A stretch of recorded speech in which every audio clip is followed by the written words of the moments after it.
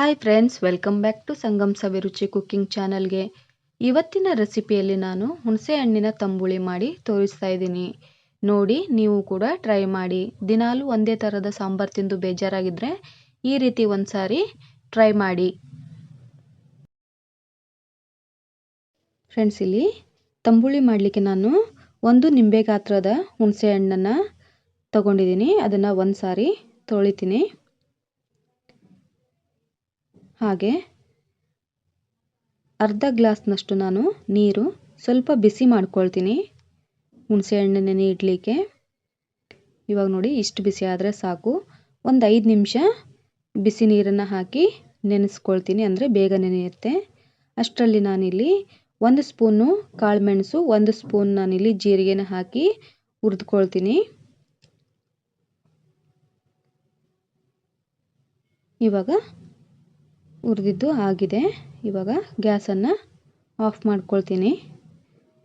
ಇವಾಗ ಇದನ್ನು ಸ್ವಲ್ಪ ತಣ್ಣಗಾಗಲಿಕ್ಕೆ ಬಿಡಬೇಕು. ನೋಡಿ ಫ್ರೆಂಡ್ಸ್, ಇವಾಗ ತಣ್ಣಗಾಗಿವೆ. ಇದನ್ನು ಕಲ್ಲಲ್ಲಿ ಹಾಕಿ ಪುಡಿ ಮಾಡ್ಕೊಳ್ತೀನಿ. ನೀವು ಬೇಕಾದರೆ ಮಿಕ್ಸರ್ನಲ್ಲಿ ಪುಡಿ ಮಾಡ್ಕೊಳ್ಬೋದು. ಸ್ವಲ್ಪ ಇತ್ತಲ್ಲ, ಅದಕ್ಕಾಗಿ ನಾನು ಕಲ್ಲಲ್ಲೇ ಪುಡಿ ಮಾಡ್ಕೊಳ್ತಾ ಇದ್ದೀನಿ.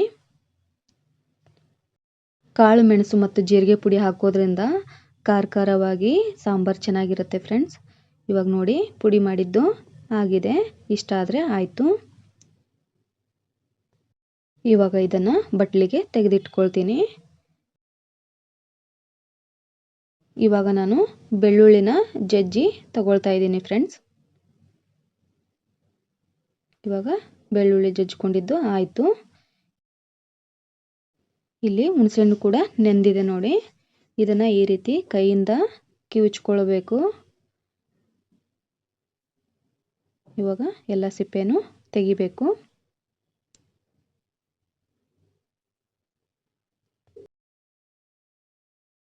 ಒಗ್ಗರಣೆ ಮಾಡಲಿಕ್ಕೆ ನಾನಿಲ್ಲಿ ಕಡಾಯಿಗೆ 1 ಟೇಬಲ್ ಸ್ಪೂನ್ ಆಯಿಲನ್ನು ಹಾಕಿದ್ದೀನಿ. ಹಾಗೆ ಅರ್ಧ ಸ್ಪೂನ್ ನಾನಿಲ್ಲಿ ಜೀರಿಗೆ ಹಾಕ್ಕೊಂಡಿದ್ದೀನಿ, ಅರ್ಧ ಸ್ಪೂನ್ ಸಾಸಿವೆ ಹಾಕ್ಕೊಂಡಿದ್ದೀನಿ, ಹಾಗೆ ಜಜ್ಜಿಟ್ಕೊಂಡಿದ್ದಂತಹ ಬೆಳ್ಳುಳ್ಳಿನೂ ಹಾಕ್ಕೊಂಡಿದ್ದೀನಿ. ಇವಾಗ ಇದು ಫ್ರೈ ಆದಮೇಲೆ ನಾನು ಇದಕ್ಕೆ ಕರಿಬೇವನ್ನು ಹಾಕ್ಕೊಂಡಿದ್ದೀನಿ. ಇವಾಗ ಲಿಡ್ಡನ್ನು ಸ್ವಲ್ಪ ಹುಣಸೆ ರಸ ಹಾಕಿ ಲಿಡ್ ಕ್ಲೋಸ್ ಮಾಡಬೇಕು. ಇವಾಗ ಉಳಿದ ಹುಣಸೆ ಹಣ್ಣಿನ ರಸನೂ ಹಾಕ್ಕೊಳ್ಬೇಕು. ನೋಡಿ, ಬೆಲ್ಲನೂ ಹಾಕ್ಕೊಳ್ತೀನಿ ಈ ಟೈಮಲ್ಲಿ ನಾನು. ಫ್ರೆಂಡ್ಸ್, ಇಲ್ಲಿ 1 ಸ್ಪೂನ್ ನಾನಿಲ್ಲಿ ಅಚ್ಚ ಪುಡಿ, ಅರ್ಧ ಸ್ಪೂನು ಇಲ್ಲಿ ಅರಿಶಿನ ಪುಡಿ ಹಾಗೂ ಕಾಳು ಮೆಣಸು ಮತ್ತು ಜೀರಿಗೆ ಪುಡಿನ ಹಾಕ್ಕೊಂಡಿದ್ದೀನಿ. ಹಾಗೆ ಇಲ್ಲಿ 1 ಸ್ಪೂನು ಉಪ್ಪನ್ನು ಸೇರಿಸ್ಕೊಂಡು ಮಿಕ್ಸ್ ಮಾಡ್ಕೊಳ್ತೀನಿ ಫ್ರೆಂಡ್ಸ್. ಇದನ್ನು ಚೆನ್ನಾಗಿ ಮಿಕ್ಸ್ ಮಾಡಿ 1 ನಿಮಿಷ ಕುದಿಸ್ಕೊಳ್ತೀನಿ ಫ್ರೆಂಡ್ಸ್. ಇವಾಗ ನೋಡಿ, ಚೆನ್ನಾಗಿ ಕುದೀತಾ ಇದೆ. ಇದಕ್ಕೆ ನಾನು ನೀರು ಹಾಕ್ಕೊಳ್ತೀನಿ. ಇವಾಗಲೇ ಎಷ್ಟು ನೀರು ಬೇಕು ಅಷ್ಟು ನೀರನ್ನು ಹಾಕ್ಕೊಳ್ಬೇಕು. ನಾನು ಇದಕ್ಕೆ ಒಟ್ಟು 2 ಗ್ಲಾಸ್ ನೀರನ್ನು ಹಾಕ್ಕೊಂಡಿದ್ದೀನಿ. ಇವಾಗ ಒಂದ್ಸಾರಿ ಮಿಕ್ಸ್ ಮಾಡಿ ಲಿಡ್ ಕ್ಲೋಸ್ ಮಾಡಿ 1-2 ನಿಮಿಷ ಕುದಿಸ್ಕೊಳ್ತೀನಿ ಫ್ರೆಂಡ್ಸ್. ಇದನ್ನು ನೋಡಿ ಫ್ರೆಂಡ್ಸ್, ಸಾಂಬಾರು ಚೆನ್ನಾಗಿ ಕುದೀತಾ ಇದೆ. ಈ ಟೈಮಲ್ಲಿ ನಾನು ಸಣ್ಣದಾಗಿ ಕಟ್ ಮಾಡಿ ಕೊತ್ತಂಬರಿ ಸೊಪ್ಪನ್ನು ಹಾಕ್ಕೊಂಡಿದ್ದೀನಿ. ಹಾಕಿ ಒಂದ್ಸಾರಿ ಮಿಕ್ಸ್ ಮಾಡ್ಕೊಳ್ತೀನಿ ಫ್ರೆಂಡ್ಸ್. ಇದು ಹಳೆ ಕಾಲದ ರೆಸಿಪಿ.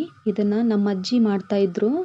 ಹುಣಸೆ ಹಣ್ಣಿನ ತಂಬುಳಿ ರೆಸಿಪಿ ನಿಮಗೆ ಇಷ್ಟ ಆದರೆ ಒಂದು ಲೈಕ್ ಕೊಡೋದನ್ನು ಮರಿಬೇಡಿ. ಹಾಗೆ ನಿಮ್ಮ ಫ್ಯಾಮಿಲಿ ಫ್ರೆಂಡ್ಸ್ಗೆ ಶೇರ್ ಮಾಡಿ, ಸಪೋರ್ಟ್ ಮಾಡಿ. ನನ್ನ ಚಾನಲನ್ನು ಯಾರೆಲ್ಲ ಹೊಸದಾಗಿ ನೋಡ್ತಾ ಇದ್ದೀರಾ ಪ್ಲೀಸ್ ಸಬ್ಸ್ಕ್ರೈಬ್ ಮಾಡ್ಕೊಳ್ಳಿ. ಹಾಗೆ ಪಕ್ಕದಲ್ಲಿರುವ ಬೆಲ್ ಐಕಾನ್ ಪ್ರೆಸ್ ಮಾಡಿ ಆಲ್ ಅಂತ ಕ್ಲಿಕ್ ಮಾಡಿದ್ರೆ ನಾನು ಹಾಕುವಂಥ ಎಲ್ಲ ವಿಡಿಯೋ ನೋಟಿಫಿಕೇಷನ್ ನಿಮಗೆ ಮೊದಲು ಬರ್ತವೆ, ನೀವೇ ಮೊದಲು ನೋಡ್ಬೋದು. ನೋಡಿ, ಇವಾಗ ಗ್ಯಾಸನ್ನು ಆಫ್ ಮಾಡ್ಕೊಳ್ತಾ ಇದ್ದೀನಿ. ಇವಾಗ ತಂಬುಳಿ ರೆಡಿ ಆಗಿದೆ. ನೀವು ಕೂಡ ಮನೆಯಲ್ಲಿ ಟ್ರೈ ಮಾಡಿ. ಮತ್ತೆ ಸಿಗ್ತೀನಿ ಮುಂದಿನ ರೆಸಿಪಿಯಲ್ಲಿ. ಧನ್ಯವಾದಗಳು.